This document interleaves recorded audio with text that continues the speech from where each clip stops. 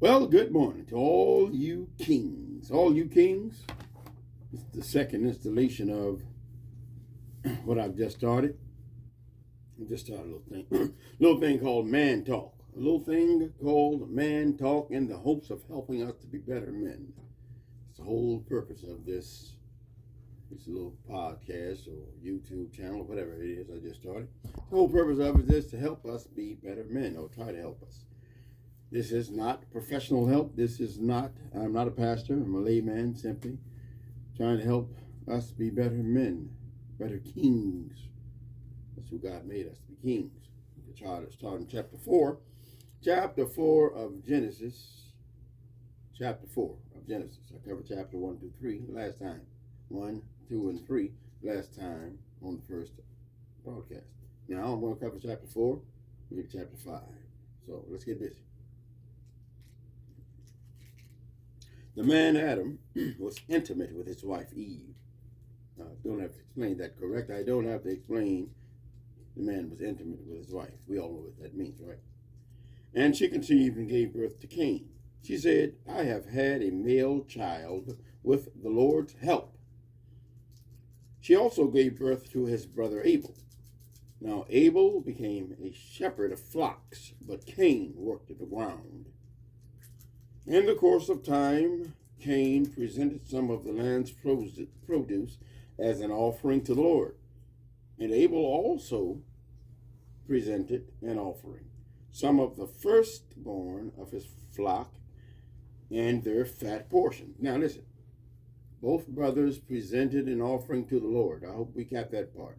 Both brothers presented an offering to the Lord. Cain, who was the farmer, he presented some. It simply says Cain presented some of the land's produce as an offering to the Lord. Then it says in verse 4, and Abel also presented an offering. Both presented an offering to the Lord.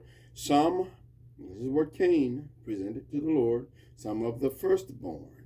Get that? Firstborn, first fruits of his flocks and their fat portions.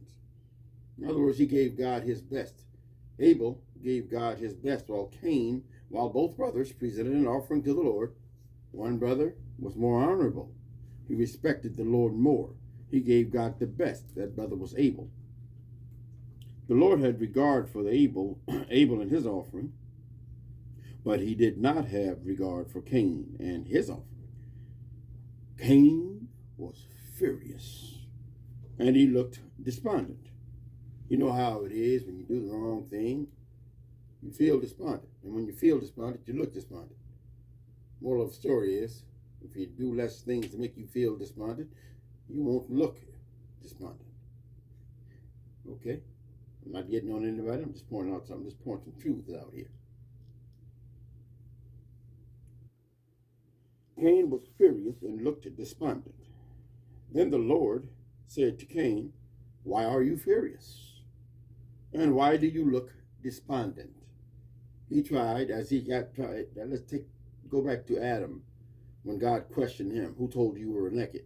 He knew that Satan had told him the question was to provoke thought-provoking process in the person he was talking to. Adam then, Cain now. God would ask us a question many times. Why are you despondent? Why are you broke? Why aren't things happening with you? Why is this happening in your life? He'll ask us this if we're listening. He seeks to cause thought processes, the wheels in our heads to turn so that we can, let me adjust this camera a little bit, so that we can think about why we are in the condition that we're in. And the Lord said to Cain, why are you furious? Why are you furious? Why, as I said, are you broke? Why isn't your family working? And why do you look despondent? Why is your countenance downfalling? Why do you not feel like the king that you are? There's something going on here that the Lord's trying to point out to us when that happens. If you do what is right, won't you be accepted? That's what the Lord asked Cain, if you do what is right, won't you be accepted? But if you do what is not right, sin is crouching at the door, and its desire is for you, my brother. For me, my brother. Sin crouches at the door when we do what is wrong, when we don't take time to answer the Lord's question and see where we are, why things are not working. The result is sin is crouching at the door, and its desire is for you, but you must rule over it. The very fact that God, the creator of all things, told a man, Cain, the farmer, the one who presented God what was less than less, the fact that he asked them this should start our wheels turning. But you must rule over it. The very fact that he said you must rule over it indicates that we can rule over it. Over what? Over the things that trouble us, over the things that God points out to us, over the things that we know we're doing wrong. We must rule over it, Brother Kings. Cain said to his brother, Cain didn't like what God said to him, so he goes to his brother, right? He starts dialoguing with Abel, the man who did right. Cain said to his brother, Abel, let's go out to the field. He invited the brother out on a cool evening walk to the field. Let's go survey this business opportunity. Let's go survey this thing that we have in common over here. Let's go out to the field. And while they were in the field, Cain attacked his brother Abel and killed him. This brother became a murderer. Jealousy rose up in him. He did not do what God said. Sin is crouching at the door. He did not address the issues in his life. So what happens? Judgment must occur. What's going on in the news now? I don't know whether it's true or false, but judgment must occur in the man's life if the man does not address the issues that God is constantly pointing out to him in his early life, or in his life in general. So while they were in the field, Cain attacked his brother Abel and killed the brother. Then the Lord said to Cain, where is your brother? And of course, God knew what he'd done. God's not blind. God knows all. He knows it all. When you do it, before you do it, how you do it, why you do it. He knows it all. So God just simply asked the brother to get him to see, or to give him a chance to come clean. Then the Lord said to Cain, where is your brother Abel? Why would he ask him that? Why would he ask him, where is your brother, and where's your brother Abel? None of us can keep track of our siblings to the point where God asks, where is your brother Abel? Do you know where your brother is right now? If you do you know what he's doing when he's there? God asked, where is your brother Abel? Because he wanted the man to see something about himself and to give him a chance to be honest. I don't know, he replied. Am I my brother's guardian?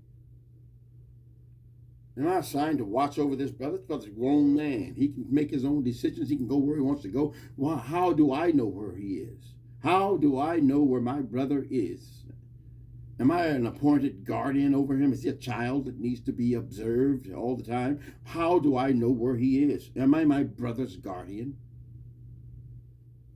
Then he said, what have you done?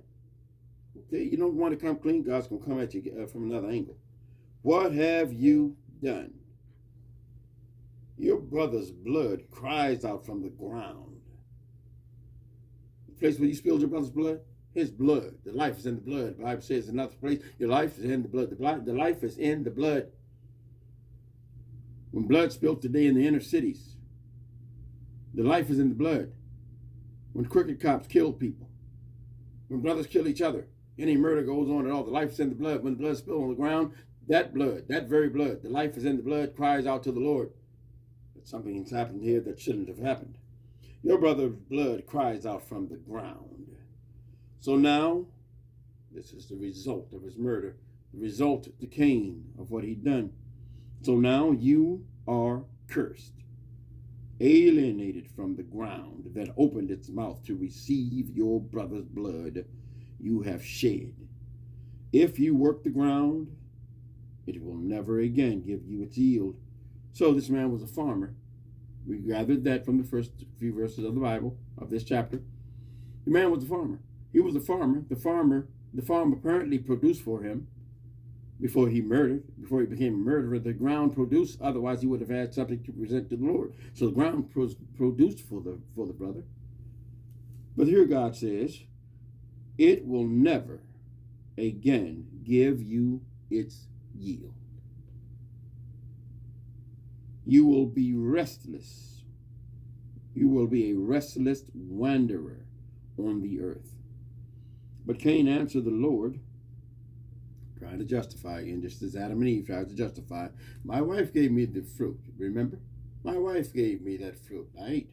The man said, who was supposed to protect his family, protecting his wife. The man said, the wife gave it. She gave it to me. The woman you gave. In fact, it's your fault, Father. It's your fault, God, that you gave me this woman who enticed me to eat the fruit. I know I was right there with her. I was right there when you said don't eat the fruit, but it's her fault. She gave it to me. I didn't pick the fruit off the tree myself. She handed me the fruit, and I ate. You gave me the woman. Your fault, God. Just as we try to find fault with God in the things that go wrong in our lives. But Cain answered the Lord, my punishment is too great to bear. This is the mercy of our great God. I know I sound kind of harsh. The Lord sounds kind of harsh when he judges. Listen, I'm just trying to make us see that there's always mercy. Even when we don't do it right, nobody does good all the time and don't sin. This is what Solomon said. We'll cover that. It's much later on in the Bible. But Cain answered the Lord, my punishment is too great to bear. Since you are banishing me today from the face of the earth, I must hide from your presence and become a restless wanderer on the earth. Whoever finds me will kill me. Try that again. I didn't read that correctly. But Cain answered the Lord, my punishment is too great to bear. Since you are banishing me today from the face of the earth, and I must hide from your presence and become a restless wanderer on the earth, whoever finds me will kill me. So the man was a murderer, but there was something else we should know about this man. He was a coward. This man had a little cowardice going on. He murdered a man. He was good enough to murder a man, big enough to murder a man, but he's crying out to the Lord now, whoever finds me will kill me. Hey, you just murdered a brother. If you dish it out, you should be able to take it. Verse 15, then the Lord replied to him, in that case, whoever kills Cain, this is God's mercy, fellas. Kings, this is God's mercy. Then the Lord replied to him, in that case, because the brother addressed the issue with the Lord was able to address the issue with him. Never be afraid to have conversations with the Lord. Have conversations. If you do something wrong, go back to the Lord, just as Cain did, this murderer, this coward. He went back to the Lord and asked the Lord for mercies. Did the Lord turn him down? No. God came to his rescue. Then the Lord replied to him, in that case, whoever kills Cain will suffer vengeance 7 times over. In other words, this man's a king. He just didn't know who he was at the time. Whoever kills Cain, because he addressed the issue with me, whoever kills Cain will suffer 7 times more, the vengeance 7 times more. So he put a mark on Cain. He put a mark on Cain so that anybody who came across him would not kill Cain. The fear of God would come on them. They would not kill this murderer, this coward, this king. And he placed a mark on Cain so that whoever found him would not kill him. Then Cain went out from the Lord's presence and lived in the land of Nod, east of Eden. He could no longer live with the rest of his family, his mother and father. He had to leave them. He became a murderer. He had to leave his family because of things he'd done, because of the fact that he became. He wasn't always, well, actually, murder had to be in the brother's heart. He didn't address it. This is why God said, where are you? Look into your heart, my fellow kings. Look into your heart, see where you are, so we can avoid some of these mistakes that this brother made right here in killing his brother, becoming a murderer. Look into your heart before the fact happens. God comes to us, pricks our conscience, tells us that what we're doing is wrong. Do we address it? Most of the time, not. I did it in the early years, trying to help some of you, maybe you younger men, or even men of my age, to avoid some of the mistakes that I made in my life. My mistakes were huge. My mistakes were huge. God's in his infinite mercy, the great God is merciful. Then Cain went out from the Lord's presence and lived in the land of Nod, east of Eden. We don't want to be found living in the land of Nod because we can't live in the land of promise simply because we didn't do the right thing. We didn't do the right thing. We became murderers. We did the wrong thing. We knew God was convicting us. We did the wrong thing because we did not address the issue. Now we must live in the land of Nod.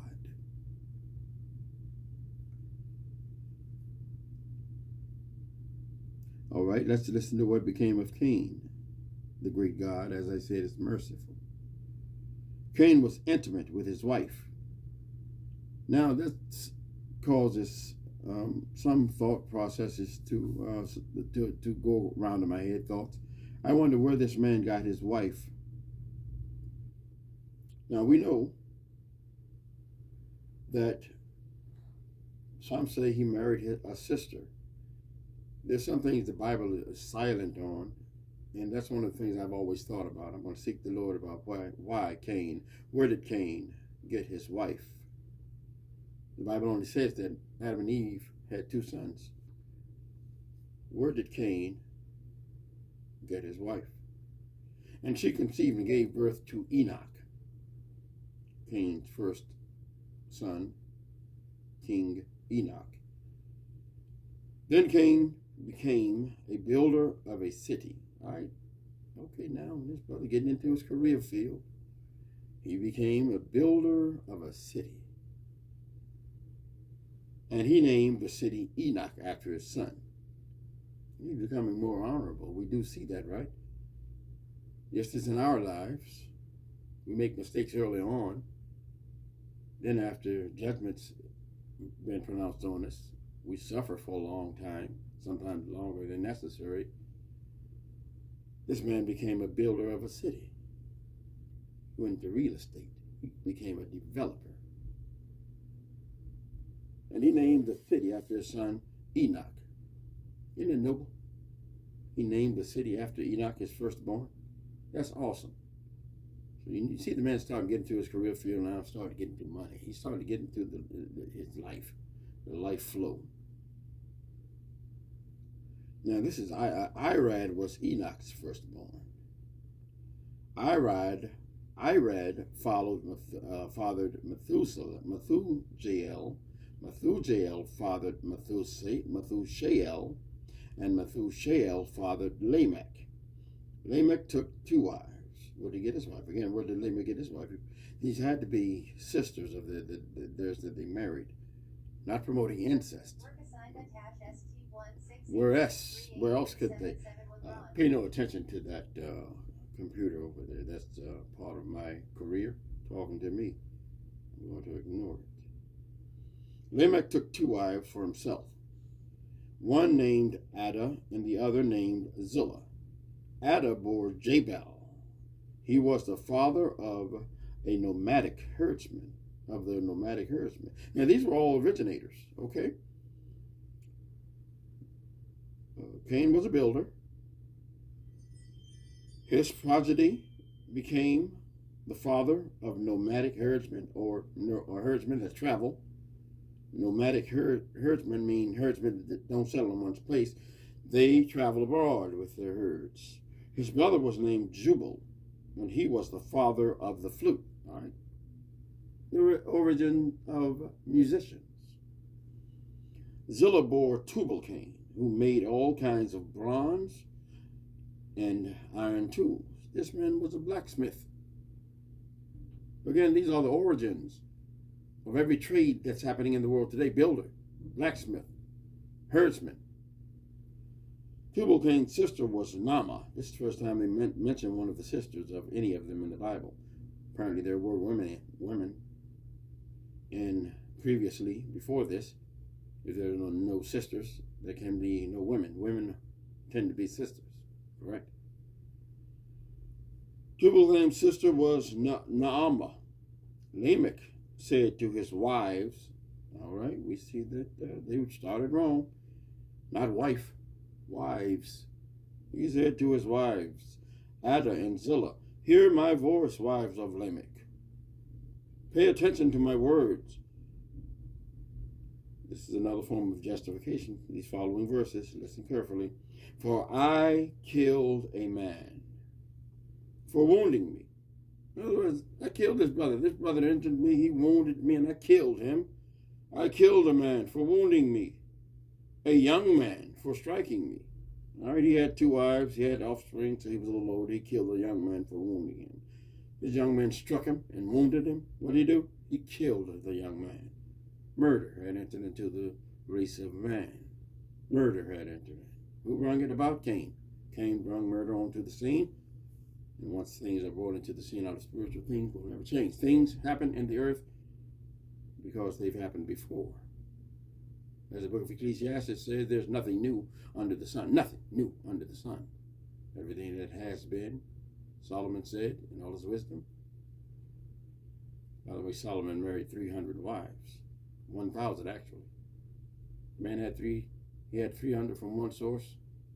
He married 700 more ungodly, unsaved wives. God said, don't marry, don't intermarry, don't marry the unsaved. Even in God went to Cain. I cover that later on. Let's just finish. Let's continue in this vein here because there's a lot I can say about Brother Solomon. King Solomon, I can say a lot about that brother right now, the mistakes he made.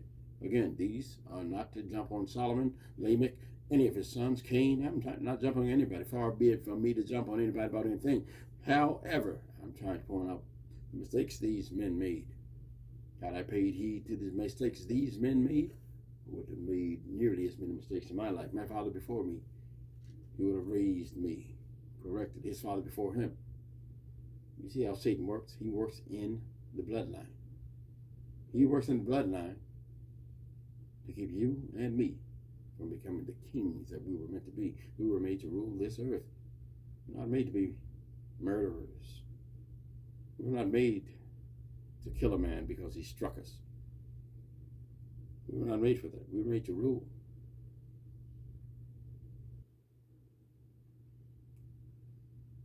Let's go back a little bit. Lamech said to his 2 wives, Ada and Zillah, come over here, wives. Let me talk to you for a little bit. I'm doing a little ad lib right now. Give me a little artistic license, okay? Just a little bit. Not much. Just give me a little artistic license.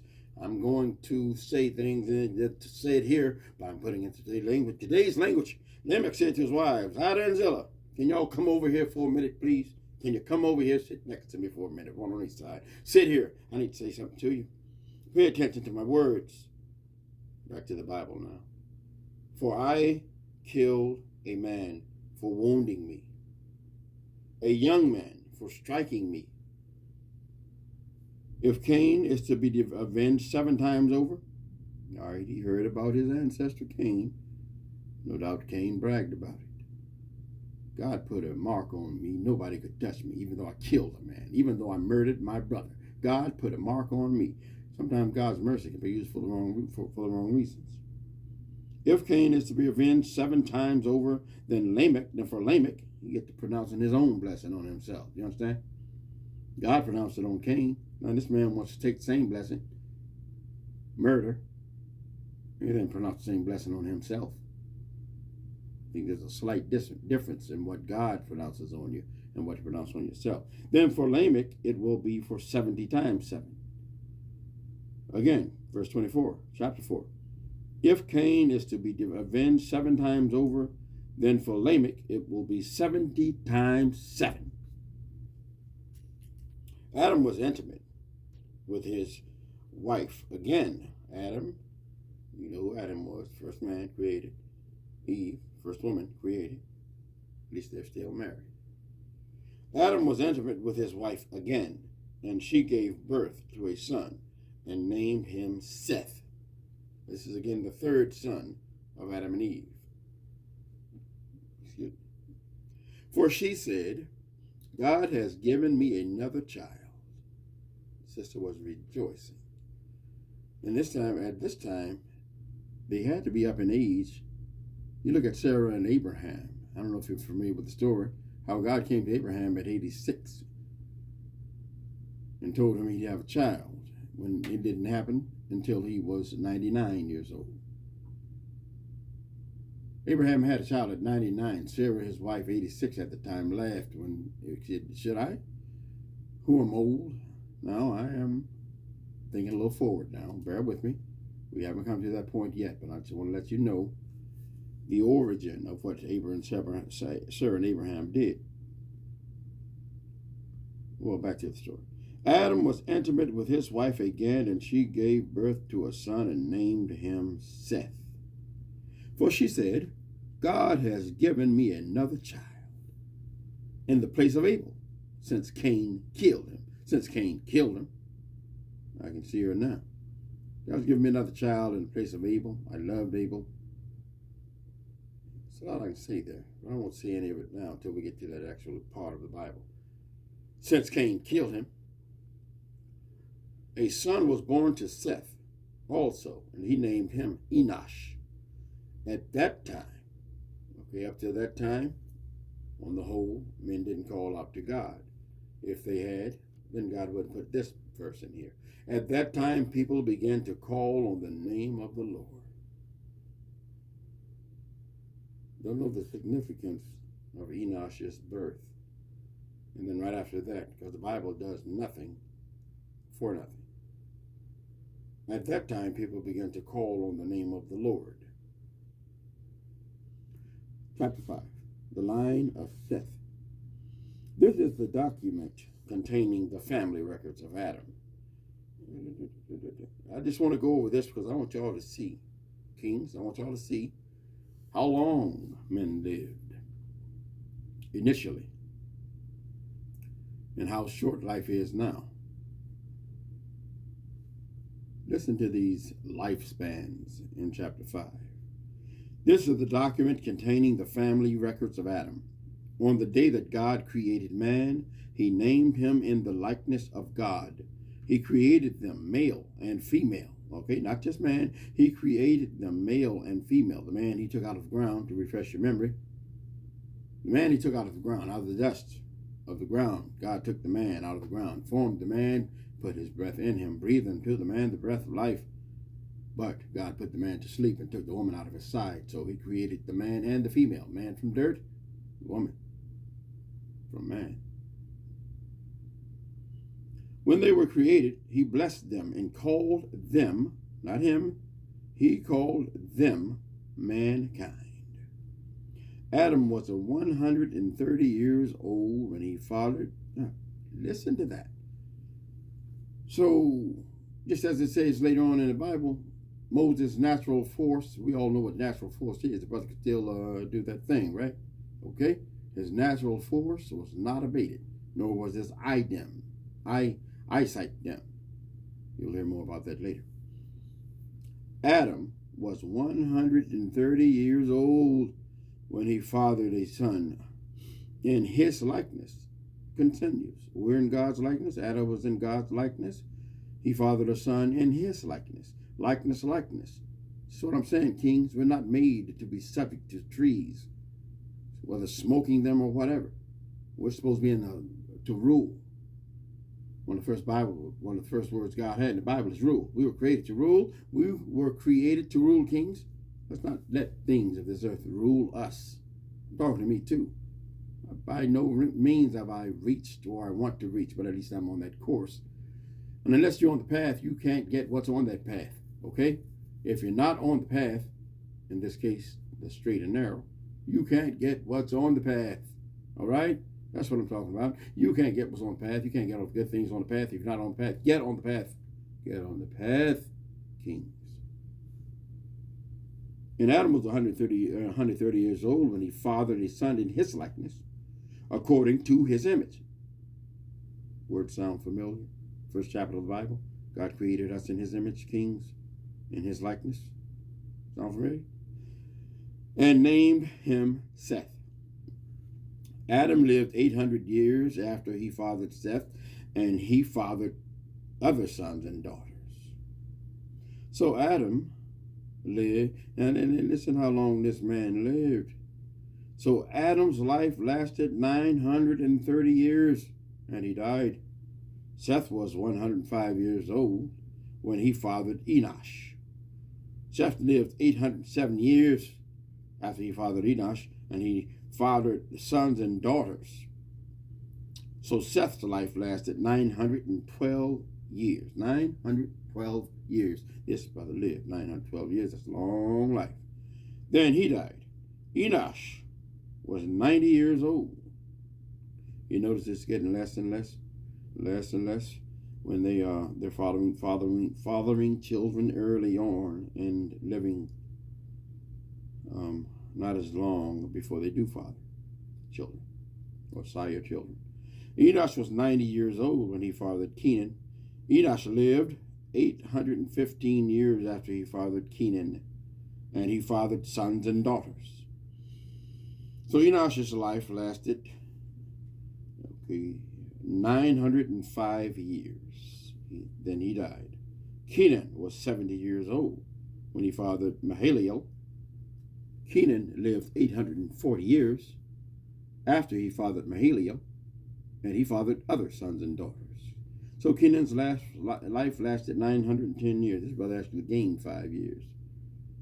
Enosh, his father, lived 905. He lived a total of 910 years. Then he died. Mahalalel was 65 years old when he fathered Jared. Mahalalel lived 830 years after he fathered Jared, and he fathered sons and daughters. So Mahalalel's life lasted 895 years. Then he died. Jared was 160 years old. Now this brother right here was only 162 years old. He was young when he started having children. He was young when he started having children. Jared was 162 years old when he fathered Enoch. Jared lived 800, but he lived another 800 years. He lived 800 years after he fathered Enoch and had fathered sons and daughters. Jared's life lasted 962 years. He still outlived his father and his father before him. 962 years. Then he died. Enoch was 65 years old. Again, they're having children earlier and earlier on. I think that's a good thing because you can actually put more knowledge into your offspring if you're not too immature when you start to have them. And at 65 years old, I'm 62 now, and I'm just reaching a point where I can really feel like I'm coming into what God created me to be because of all the garbage that went on in my early childhood. Again, I have a book, and I mentioned it in the first broadcast. I'm going to start putting the book up for sale. I intended on making it an ebook, but it's going to be $8 a copy on Amazon. I'll talk more about that later. The only reason I'm saying that is because things went on in my childhood that never should go on in anybody's childhood. And my life was literal hell on earth as a boy. I think it's going to help we kings become better men earlier on. That's my hopes and prayers for the book anyway. Back to the Bible. Enoch was 65 years old when he fathered Methuselah. Now, this brother lived a long time. I'm quite sure everybody heard the phrase, "Oh, that's Methuselah." Well, this is where this comes from. Right out of this passage of the Bible.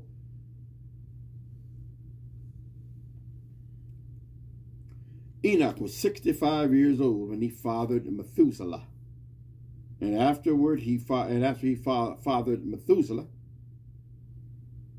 Enoch lived with God. Check this out. Godly man in the midst of all others. God chose a man. God chose a man. In the midst of the crowd, in the midst of all the other kings, God chose a man. Enoch walked with God. He walked with God. Walk with God, kings. Let's walk with God. Enoch walked with God 300 years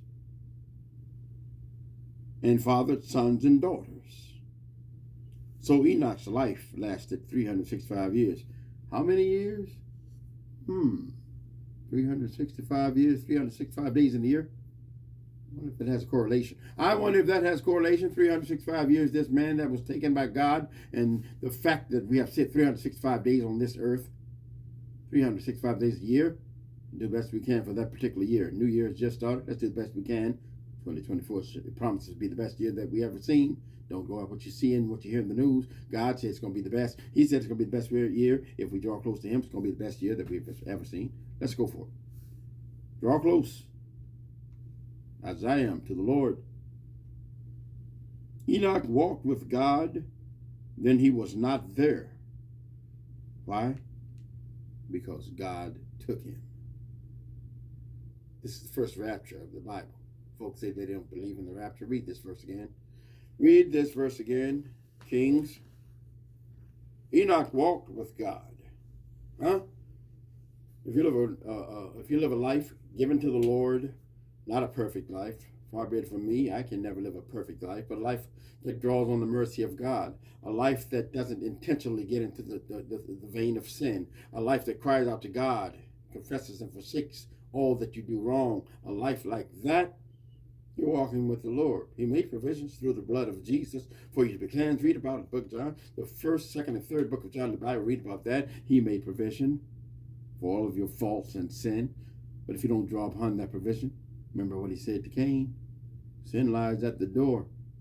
Its desire is for you. Be quick to confess. Be quick to confess and forsake, fellas. Kings, be quick to confess and forsake. Don't go on for years having to be judged later on in your life when you got tens of thousands of people following you, tens of thousands of people sitting in your congregation, tens of thousands of people who will be affected by the fact that you didn't deal with your issues or allow God to deal with the issues early on in life. Don't go that way. Methuselah was 187 years old when he fathered Lamech. Now this is getting into the bloodline. It's all the bloodline. You notice God only points out specific people, elaborates on their lives. This is one of them, Lamech, the direct descendant, King David. And that way, he's a direct descendant of you, King. You're a king. Jesus died to make us kings and priests on this earth. He died to make us kings and priests on this earth. Okay? You're in the bloodline of Jesus. Let's try and act like it. Lamech was 182 years old when he fathered a son. And named him who? Noah. Lamech was 180. Again, it's going down more and more. Okay, only difference here is Enoch's father was 162 years old when he fathered someone. And actually, I'm wrong about that. Let me just stick to the vein that I'm in, because I don't feel like doing research right now. My thought processes are fast, but I don't want to venture down that rabbit trail. Let's stay where we are. Lamech was 182 years old when he fathered a son, and he named him Noah. And there's nobody that hasn't heard of Noah. Noah saying this one will bring us relief from the agonizing labor of our hands. In other words, we're working hard. We don't have a son. We're going to put this boy to work. We're going to put this boy to work. He's going to bring us relief. It's going to be easier on us because we're going to put him to work. He's going to bring us relief from the agonizing labor of our hands caused by the ground the Lord cursed. In other words, this ground is hard. It's hard digging in this land. We need a Lamech. We need a son to help us to farm this land because God cursed this ground. Lamech lived 595 years after he fathered Noah, and he fathered other sons and daughters. So Lamech's life lasted 777 years, then he died. How many? 777. The Bible is, the number 7 in the Bible stands for, I believe, new beginnings. The number 7 in the Bible, because the Bible is a book of numerical order, if you didn't know that, God deals with numbers. 777. All right? You can draw on 777, or you can draw on 666. The book of Revelation says that number 666 is the number of man also. Here's 777. Your choice. You want to belong to God, King, or you want to belong to the devil? All right, your choice. 666 or 777. All right, I choose 777. I choose 777 so I can be all God created me to be. Noah was 500 years old when he fathered Shem, Ham, and Japheth. But they had 3 sons. I'm going to read the first chapter, or the first portion of chapter 6, and I'm going to end this study. I'm going to end this study this time, gentlemen, kings. Think about what we shared this time. Again, I'm not a preacher. I don't seek to give advice. However, I seek to help us all to be better kings so that our families and prodigy can benefit, so that the very world that God put us in can benefit from that which God placed in us. We will arise and be the best that we can be, kings. We will not relent. We will not give in. We will not give up. We will be what God intended us to be. It's going to take lots of work. That dirty 4-letter word is work. W-O-R-K, work. Put it in. If you want to be the best, if you want to be what you can in life, put work in, put in work. Can't say it any more simpler than that, gentlemen. When mankind began to multiply, chapter 6, verse 1, when mankind began to multiply on the earth, and daughters were born to them, the sons of God saw that the daughters of mankind were beautiful. Were these sons of God? Fallen angels. Fallen angels looked upon the daughters of men and saw that they were beautiful. And they took any they chose as wives. This is before God put a barrier between heaven and earth. After this, God put a barrier. Angels couldn't just come down and do with mankind as they saw fit. And they took any they chose as wives for themselves. And the Lord said, my spirit will not always remain with mankind forever, because they are corrupt. The days will be 120 years. So you see, God said our days as men would be 120 years, mankind, instead of the 800, 777, 800, 900 years. Their days will be 120 years. The Nephilim were on the earth both in those days and afterwards. The Nephilim were the result, or the fathers, or the angels that came down to the daughters of men. They were Nephilim, a form of angel. The Nephilim were on the earth both in those days and afterward, when the sons of God came to the daughters of mankind, who bore children to them. They were the powerful men of old, the famous men. There's a lot else I can say about that, about David's mighty man, about Goliath. Goliath was a direct descendant, and the giants of the Bible were direct descendants of these Nephilim, or these Nephilim in the children or daughters of men. They were the direct descendants of them. But right now I'm going to end this. I'm going to end this, King. Let's go for it. I'm going to end this broadcast, King. This is the second installation of Man Talk. Let's go for it, fellas. Let's be all we can be for our wives, offspring, prodigy, bloodline. Let's be all we can be. It's going to take a lot of help. It's going to take prayer, fasting, laying down our lives. I believe our families are worth it. Let's go for it. Let's make it happen.